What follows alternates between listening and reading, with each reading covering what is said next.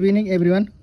welcome back म चाहिँ आज चाहिँ ठ्याक्क हाम्रो घरमा बनाएको परिकार ठ्याक्क चाहिँ यता चटपटे छ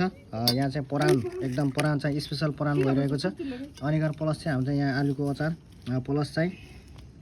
चटनी काँक्राहरू छन् र प्लस चाहिँ हाम्रो चाहिँ स्पेसल चाहिँ ललिपप हैन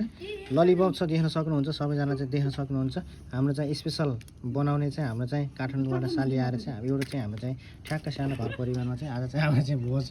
मात्रै सुरु भइरहेको छ देख्न सक्नुहुन्छ सबैजना चाहिँ यो मेरो चाहिँ युट्युब च्यानललाई युट्युब च्यानलमा चाहिँ सम्पूर्णलाई चाहिँ वेलकम छ प्लस चाहिँ यो युट्युब च्यानललाई चाहिँ सबैजना सब्सक्राइब अनि गरेर भिडियोलाई कपी लिङ्क रिपोस्ट गर्नुपर्ने हुन्छ सेयर गर्नुपर्ने हुन्छ सम्पूर्णले